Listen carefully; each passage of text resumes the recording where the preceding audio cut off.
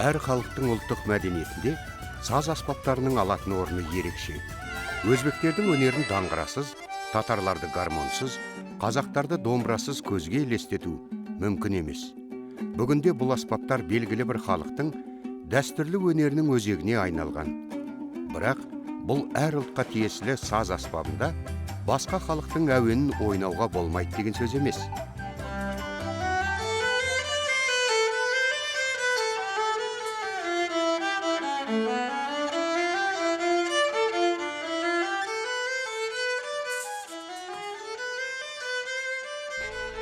Әр адамның өзіндік өмір соқпағы бар. Қамшының сабындай келте ғұмырында пенде алдына қойған мақсат қойып, оған жету үшін талмай ізденеді. Бірақ арманы асаулық танытса да, оны өзіне бағындыра алатындар некен саяқ. Осындай тағдыр тауқыметін табиғи таланты мен қайсарлығы арқасында жеңіп шыққан жанның бірі кәсіби скрипкашы Айткеш Толғанбаев. С 5 лет я любил музыку. Я играл на все шипковые инструменты. Балалайка, гитара, мандолин. Мандолин это родственный инструмент. И в конце концов, когда мне было 13 лет, я уже на скрипке играл.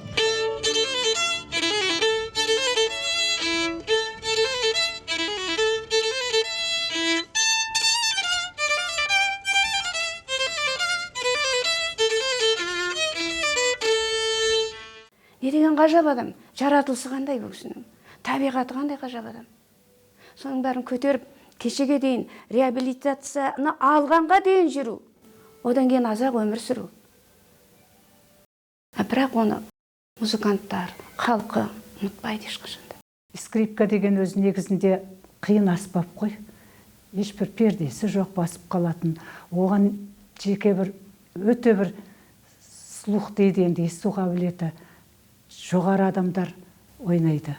Сонда сол аспаптың өзінің қиындығына қарамай, бізге үйретіп, еңбек еткен әрине ұмытпаймын. Скрипка күрделі аспап. Сол себепті де оны өнертанушылар оркестрдің падишасы деп атайды. Осы теңдесі жоқ саз аспабы туралы тілге тиек еткенде, әлбетте көкейге ауыл баласы Айткештің домбыра мен қобызға емес, еуропалықтардың саз аспабы скрипкаға құмартуының себебі неде екен деген ойдың келетіні жасырын емес. Владел всеми инструментами. Он играл на домбре, он играл на қылқобызе, он играл на шаңқобызе, он играл на гармошке. Әкем домбыра, қылқобыз, шаңқобыз секілді ұлттық аспаптардың бәрінде ойнайтын. Ол балалайка мен гармонды да жетік меңгерді.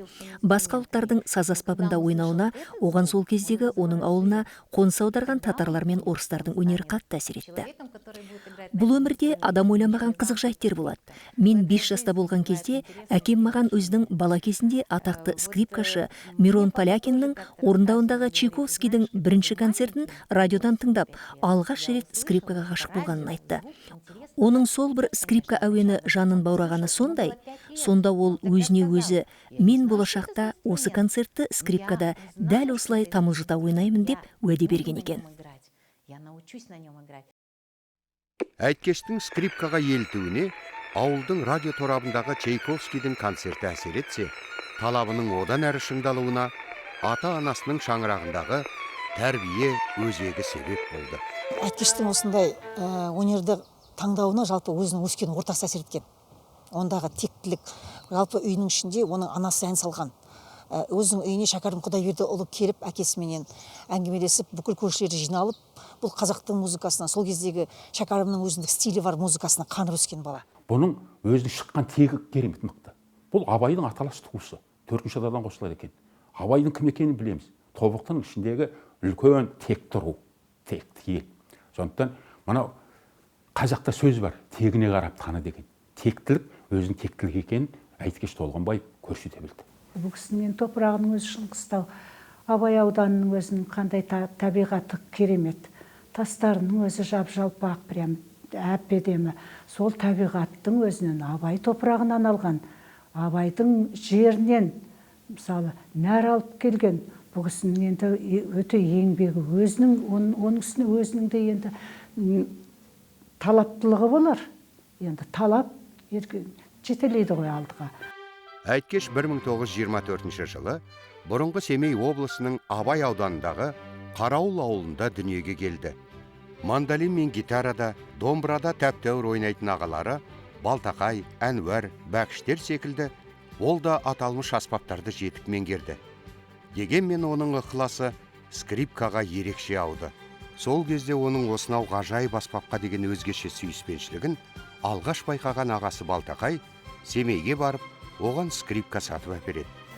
Қазақтың баласының енді 10 жасынан бастап ешқандай нота білмей, кішкентай скрипка сатып алған скрипкасын өзі нотасын меңгеріп кетуінің өзі, бұл Айткеш Толғанбаевтың өзінің бір ерекшелік екен емес пе?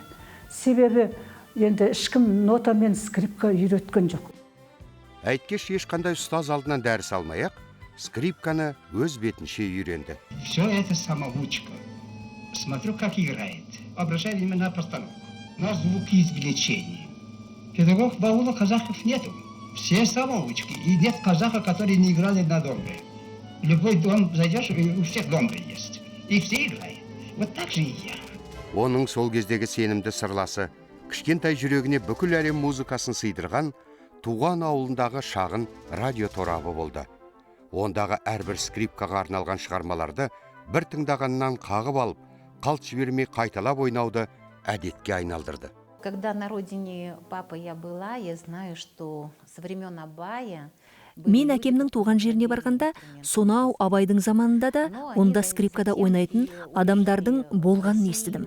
Олардың көбі басқа жерден қоныс аударған әуесқой өнерпаздар болған. Әрине, олардың ол кезде қазіргідей классикалық скрипкада ойнауға мүмкіндіктері болмады. Өнерпаздар жоқтан бар жасап, ескі скрипканың жетіспейтін шектеріне қобыз пернелерін жалғап, қосып ойнайтын болған. Әйткеш Толғанбаевтың өнер жолы айқындалған кезең 1936 жыл. Ол осы жылы Семейде өткен жас өнерпаздардың олимпиадасына қатысып, байқауда топ жарып, бірінші орынды иеленеді. Осы байқауда Қазылар алқасының мүшесі болған композитор Латиф Хамидидің Әйткештің талантына тәнті болғаны сондай, байқау аяқталысымен оның ағасы Молдажанға баланың бағын байламаңдар, одан нағыз музыкант шығады, Алматыға апарып, Ахмет Жұбановқа жолықтыру қажет деп кеңес береді. Әйткештің жасы жетпей, туған жылын 1922 жыл деп ұлғайтып жазуға тура келеді. Осы жылы арманын арқалап, Алматыға келген Әйткеш драмалық музыка техникумына 22 баланың бірі болып қабылданады. Бірақ сонша баладан оқу жылы аяқталар шақта небәрі 2 оқушы қалады. Сол екеудің бірі де, бірегейі де болмысынан дарынды Әйткеш Толғанбаев еді. Айткеш Толғанбаев өзінің өмірін скрипкасы елестете алмаған. Ол қандай қиындық көрсе де Құрманғазы, Глинка, Паганини, Сарасати маған өте өміріме жарқын сәуле түсіріп тұрды, мен оларсыз өмір сүре алмаймын деген. Яғни ол өзінің жарық дүниеге музыкант болу үшін, скрипкамен өмір сүру үшін келгендігін айтады. Және де маған екінші рет өмір берсін, үшінші рет өмір берсін, тура осылай скрипкамен өмір сүретін дейді. Яғни бұл туған кезінен бастап өзінің өмір жолын айқындап алған адам. Оқу орнында Әйткеш әйгілі скрипкашы, дирижер, Ауэраның шәкірті, скрипкашы, тағдыр тауқыметімен Қазақстанға келген Лесманнан сабақ алды.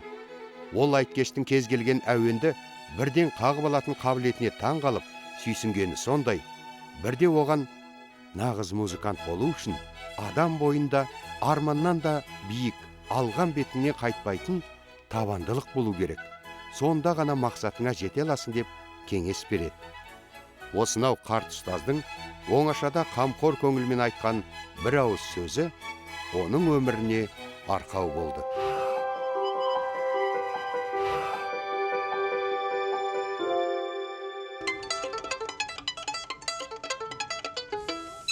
«1942 жылы Әйткеш әскерге алынады. Алғашында Өзбекстанның Термез қаласында дайындықтан өтіп, сол жылы Кавказ майдандағы соғысқа аттанады. Шешенстанның Грозный қаласындағы қандұрыста тәжірибесіз бозбала жау қолына түсіп қалады. Осылайша музыканттың неміс жеріндегі Моздак, Фрайбург тұтқындар лагеріндегі азапты күндері басталады. Ол кезде скрипкашы небәрі 18 жаста еді. сол кездегі немістің бір үлкен саясаты қолға түскен әртүрлі ұлттардың өкілдерінен жаңағы концерттік бригадалар құрады екен да, сол концерттік бригадалар жаңағы тек қана концерт беріп жүреді екен.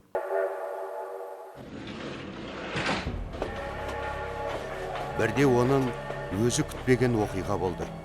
Бір күні неміс коменданты тұтқындарды жинап алып, араларыңда музыкант бар ма деп сұрайды. Сол кезде Айтекеш Толғанбаевтың скрипкаш екенін біреу айтады да, Айтекеш Толғанбаев бірден жаңағыдай концерттік бригаданың құрамына кіріп, сол бойы сол концерттік бригадамен тек қана концерт қоюмен жүреді. Арада біраз уақыт өткенде, жаңағы неміс коменданты музыкант тұтқындардың басын қосып, офицерлердің алдында концерт ұйымдастыруды бұйырады. Бұл концертке Айткеш те қатысады. У него начался такой очень сложный период, когда... Оның өміріндегі ең қиын кезең фашистердің қолына түскен шағы. Бірақ немістер соғыс уақытында да өнерден қол үзбеген, әсіресе классикалық шығармаларды сүйсініп тыңдап бағалай білген. Сол тұтқында жүрген кезінде де әкемді скрипкасы құтқарып қалды. Осы концертте қазақтың қара баласы Моцарт, Шуберт, Бах, Бетховен сынды ұлы композиторлардың шығармаларын орындайды. Оның өнеріне тәнті болған неміс офицерлері концерт аяқталар кезде одан өз халқының әнұранын орындауды сұрайды.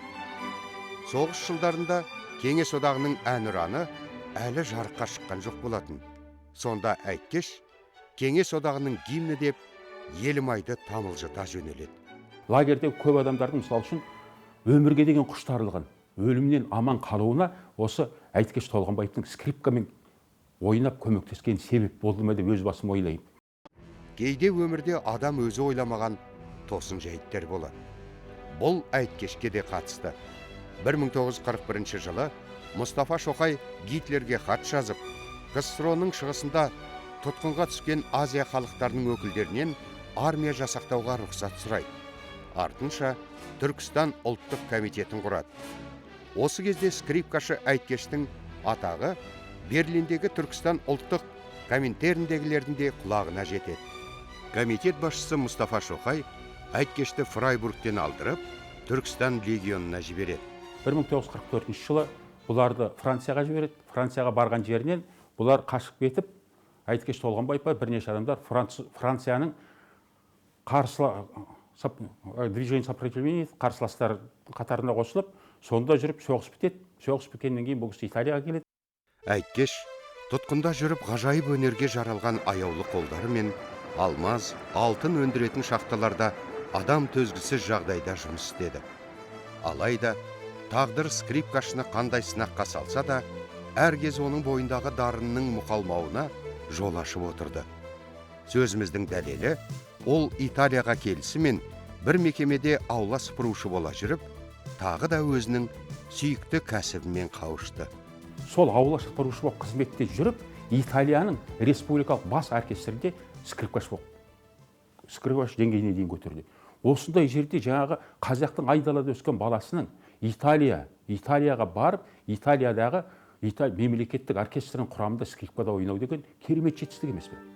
Музыка әлемінен қол үзбеуге тырысқан Айткеш Толғанбаевтың сол кездегі бар арманы туған елге жету еді.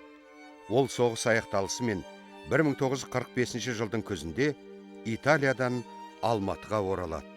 Өмірді қайта бастауға ниет еткен музыкант сандаған жылдан кейін аңсап жеткен отанында өзін қандай азаптар күтіп тұрғанын білмеді.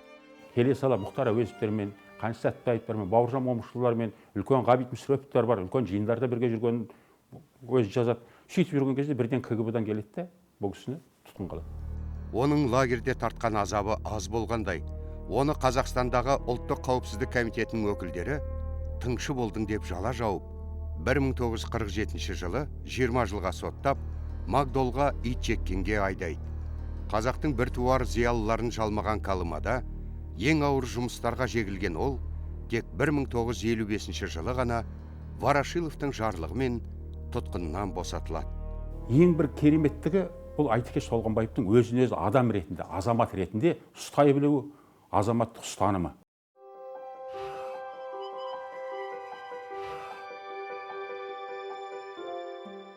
Кәсіби білімін жетілдіру жолындағы ізгі арманы 18 жасында аяқ астынан үзілген Айткештің екінші рет елге оралғаннан кейінгі басты мақсаты консерваторияға түсу еді. 56 жылы екінші рет Алматыға оралғанда ірі өнер қайраткері ұлы тұлғамыз Ахмет Жұбановтың көмегіменен консерваторияда білімін жалғастырып жетілдіруге мүмкіндік туды.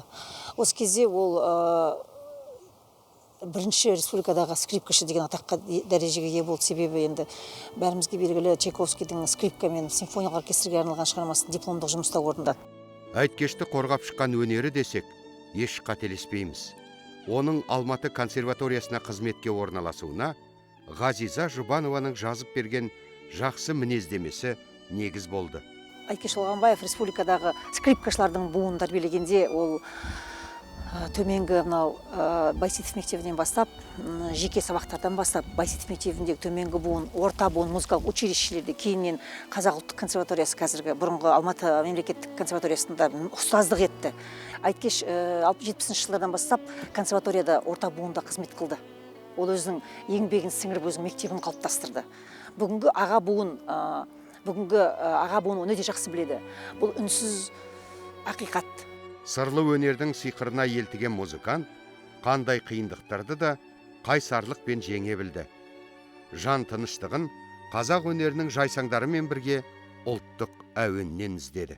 На самом деле мы жили на первом этаже, и у нас всегда Күнде, тіпті аптасына 2 рет біздің үйде әкемнің әріптестері Күләш пен Қанабек Байсейітовтер, Құрманбек Жандарбеков, Бақытжан Байқадамов, Аскар Тоқпанов, Нұрғиса Тілендиев, Евгений Брусиловский, Латиф Хамиди сынды өнер қайраткерлері бас қосатын. Олардың берекелі дастархан басындағы шырқаған әндері құтты бір шағын шығармашылық кештерде еді. И хорошими вечерними песнями.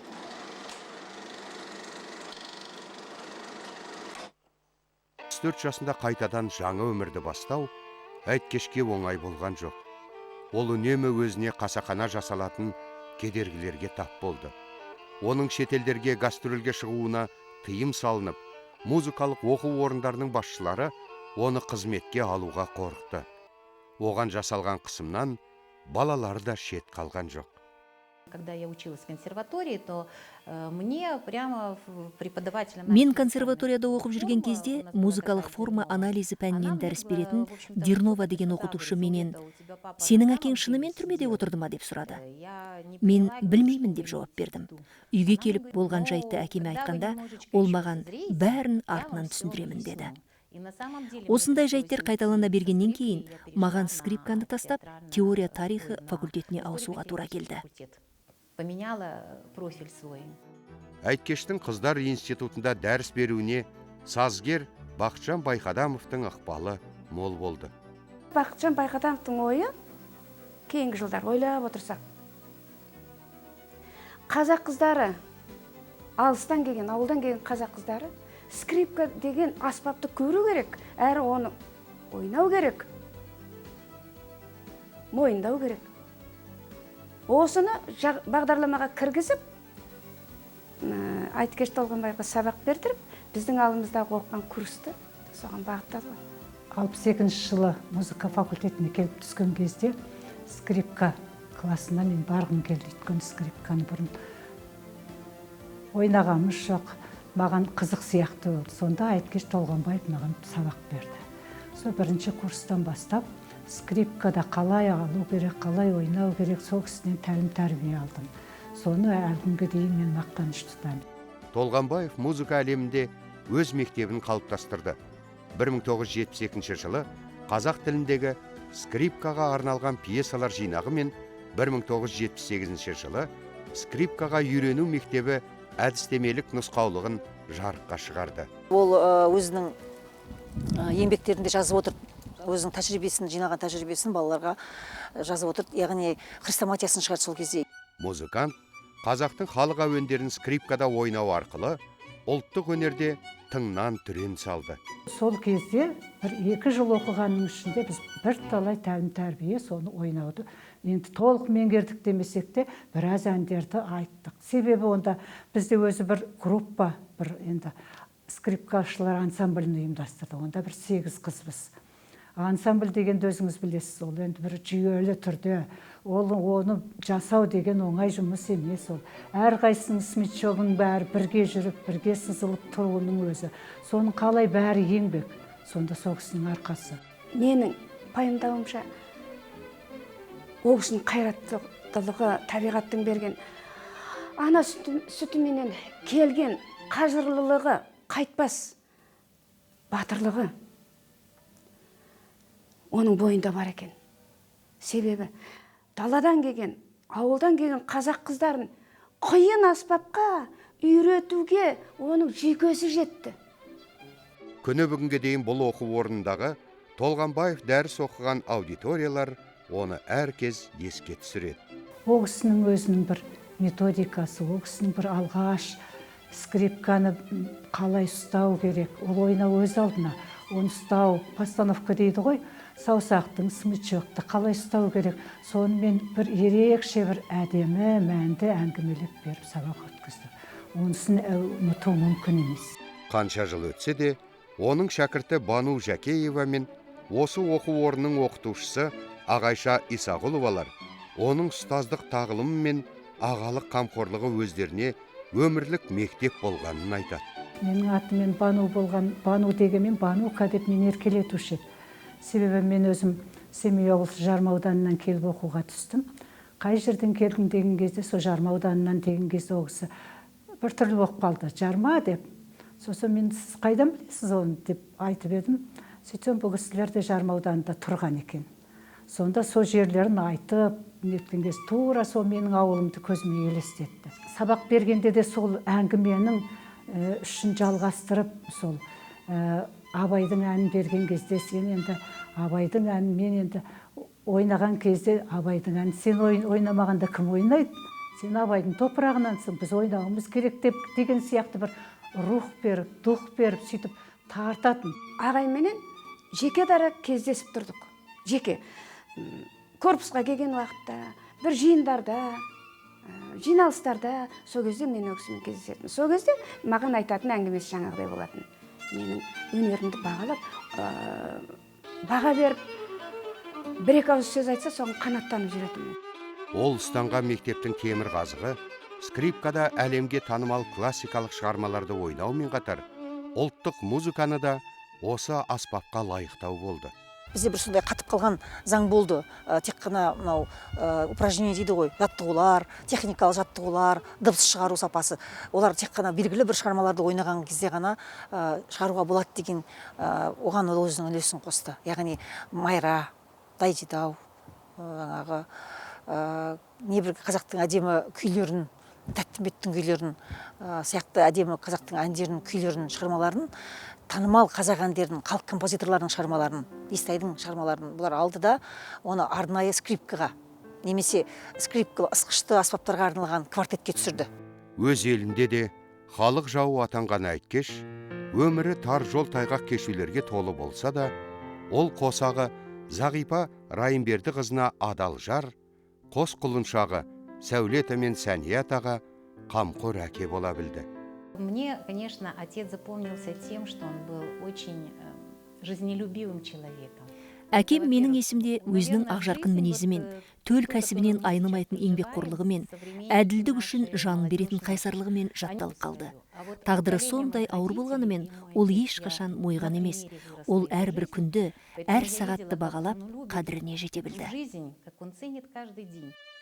Тарлан таланттың төл аспабы, күні бүгінге дейін оның өнерінің өміршеңдігін еске түсіретіндей. Тыңдарманның құлақ құрышын қандырған Айткештің әйгілі скрипкасы бүгінде әке мұрасын жаңғыртуға атсалысып жүрген қызы Сәулетаның қолында. Республикалық деңгейдегі жасөспірімдер арасында, орта буын арасында және жоғарғы кәсіби скрипкашылар арасында республикалық халықаралық деңгейдегі скрипкашылар сайысы ұйымдастырылса, ол кісінің атында үлкен сыйлықтар, премиялар берілсе, осындай деңгейге көтерілсе, әбден лайық деп ойлаймын. Айткеш Толғанбаев өзін үнемі біреу аңдып жүргендей 40 жыл бойы үреймен өмір сүрді. Оның әр қадамы ұлттық қауіпсіздік комитеті қызметкерлері тарапынан бақылауда болды. Ол өзінің жеке басының тәуелсіздігі үшін күресіп, қайта құру жылдарында КСРО президенті Михаил Горбачевқа дейін хат жазды. Бұл кісі Москваға бар, ақша сол вокзалда түнеп жүр.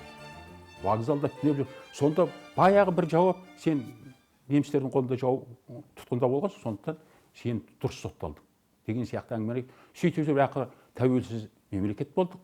Бұл кісіні мемлекетіміздің тұңғыш президенті, елбасымыз Нұрсұлтан Әбішұлы Назарбаевтың арқасында ақталып шықты. Бірақ та өкінішке орай ақталып шыққаннан кейін оның жақсылығын көп көре алмады. Мен отаныма опасыздық жасаған жоқпын. Жауыма қызмет етем деп ант та берген жоқпын. Тек немістің біленіне түсіп қалғанда отаныма оралудың бар амалын жасадым. Мені отанына сатқындық жасады деп айыптады. Бірақ әрбір саналы азамат маған тағылған айыптардың жалған екенін түсінеді. Тек бір дүниені мойындаймын. Мен қайда жүрсем де өз-өзіммен қалдым. Мен философ емеспін. Мен дипломат та, тарихшы да емеспін. Мен музыка әлемінде өмір сүріп, содан нәр алатын музыкантпын. Бұл қазақтың Паганини атанған скрипкашы Айткеш Толғанбаевтың «Тағдырдың қатыгез сыны» атты төл еңбегіндегі өз сөзі. Саналы ғұмырында әділдік үшін күрескен майталман музыкант еліміз тәуелсіздік алғаннан кейін ғана 1992 жылы толықтай ақталып шықты. Қазақ елі деп жеке мемлекет болып жатқан кезде біз ұрпаққа кім арқылы тәрбие бере аламыз? Біз осындай өзінің ұстанымын ұстай білген, өзінің қайсарлығымен, өзінің жігерімен, өзінің жаңағы мамандығымен жас ұрпаққа үлгі бола алатын адам. Міне осы адамдар арқылы біз ұрпақ тәрбиелейміз, ұлттың рухын көтере білеміз. Үлкен өнердегі тұсауын Ілияс ақын мен Латиф Хамиди кескен хастарын Айткеш Толғанбаев 1995 жылы өмірден озды. Скрипкашы өзінің туған жерінде жерленіп, мәңгілік мекенін туған топырағынан тапса да, ол әуелеткен әуен әлі де шар тарапты шарлап жүр.